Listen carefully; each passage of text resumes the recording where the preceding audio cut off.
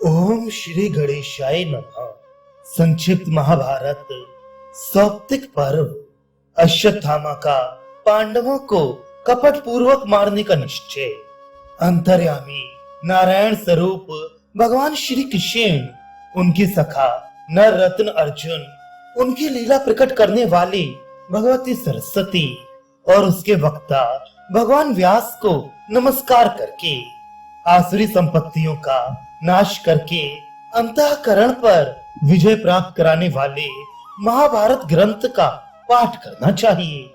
संजय ने कहा, राजन, तब अश्वत्थामा, कृपाचार्य और कृतवर्मा ये तीनों वीर दक्षिण की ओर चले और सूर्यास्त के समय शिविर के पास पहुंच गए। इतने ही में उन्हें विजयाभिलाषी पांडव वीरों का भीषण नाद सुनाई दिया। अतः उनकी चढ़ाई की आशंका से वे भयभीत होकर पूर्व की ओर भागे तथा कुछ दूर जाकर उन्होंने मुहूर्त भर विश्राम किया। राजा धृतराष्ट्र ने कहा, संजय, मेरे पुत्र दुर्योधन में 10,000 हाथियों का बल था, उसे भीमसेन ने मार डाला। इस बात पर एकाएक ही विश्वास नहीं होता। मेरे पुत्र का शरीर वज्र के समान कठोर था, उसे भी पांडवों ने संग्राम भूमि में नष्ट कर दिया। इससे निश्चय होता है कि प्रारब्ध से पार पाना किसी प्रकार संभव नहीं है। भैया संजय, मेरा हृदय अवश्य ही फौलाद का बना हुआ है, जो अपने स्वपुत्रों की मृत्यु का संवाद सुनकर भी इसके हजारों टुकड़े नहीं हुए। भला अब पुत्रहीन होकर हम बूढ़े बुढ़िया कैसे जीवित रहेंगे? मैं एक राजा का पिता और स्वयं राजा ही था, सो अब पांडवों का दास बनकर किस प्रकार अपना जीवन व्यतीत करूंगा? ओह, जिसने अकेले ही मेरे 100 के 100 पुत्रों का वध कर डाला और मेरी जिंदगी के आखिरी दिन दुखमय कर दिए, उस भीमसेन की बातों को मैं कैसे सुन सकूंगा? अच्छा संजय, ये तो बताओ कि इस प्रकार बेटा दुर्योधन के अधर्म पूर्वक मारे जाने पर कृतवर्मा, कृपाचार्य और अश्वत्थामा ने क्या किया?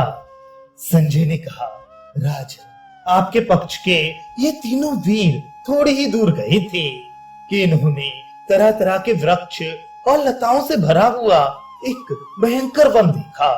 वहां थोड़ी देर विश्राम करके उन्होंने घोड़ों को पानी पिलाया और थकावट दूर हो जाने पर उस सघन वन में प्रवेश किया।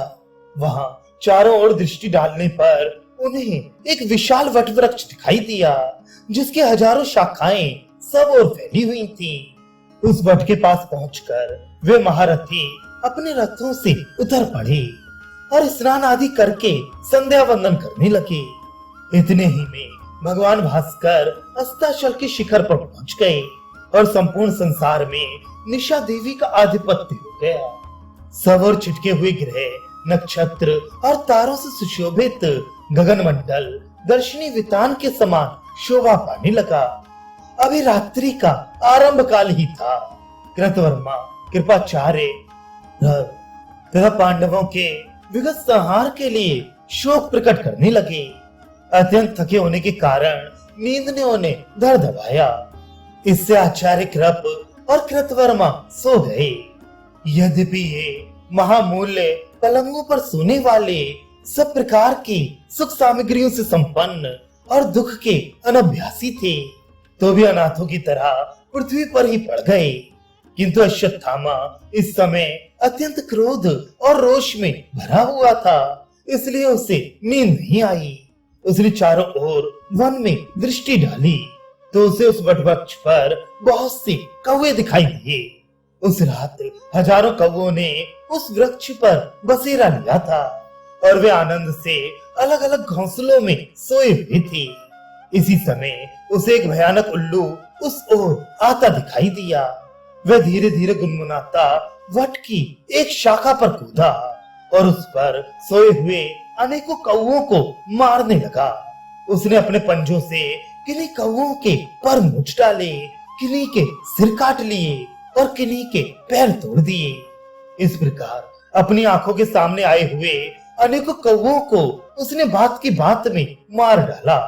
इससे वह सारा वट वृक्ष कौवों के शरीर और अंग अवयवों से भर गया। रात्रि के समय उल्लू का ये कपटपूर्ण व्यवहार देखकर अश्वत्थामा ने भी वैसा ही करने का संकल्प किया। उस एकांत देश में वह विचारने लगा, इस पक्षी ने अवश्य ही मुझे संग्राम करने की युक्ति का उपदेश किया है। ये समय भी इसी के योग्य है।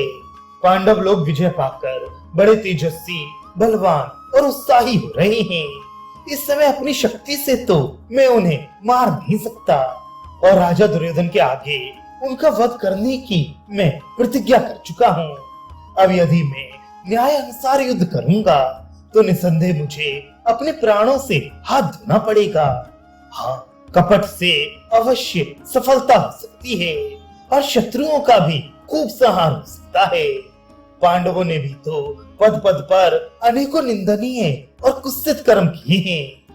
युद्ध के अनुभवी लोगों का ऐसा कथन भी है कि जो सेना आधी रात के समय नींद में बेहोश हो, जिसका नायक नष्ट हो चुका हो, जिसके योद्धा छिन्न भिन्न हो गए हों और जिसमें मतभेद पैदा हो गया हो, उस पर भी शत्रु को प्रहार करना चाहिए। इस प्रकार विचार करके द्रोण पुत्र ने रात्रि के समय सोए हुए पांडव और पांचाल वीरों को नष्ट करने का निश्चय किया। फिर उसने कृपाचार्य और कृतवर्मा को जगाकर अपना निश्चय सुनाया। वे दोनों महावीर अश्वत्थामा की बात सुनकर बड़े लज्जित हुए और उन्हें उसका कोई उत्तर न सूझा। तब अश्वत्थामा ने एक मुहूर्त तक विचार करके अश्रु गदगद होकर कहा, महाराज दुर्योधन 11 अक्षौणी सेना के स्वामी थे। उन्हें अनेकों क्षुद्र योद्धाओं ने मिलकर भीमसेन के हाथ से मरवा दिया।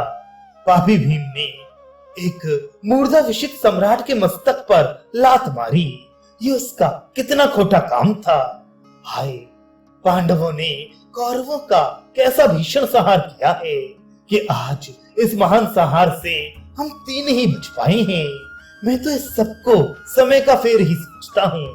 यदि मोहवश आप दोनों की बुद्धि नष्ट नहीं हुई है तो इस घोर संकट के समय हमारा क्या कर्तव्य है, ये बताने की कृपा करें।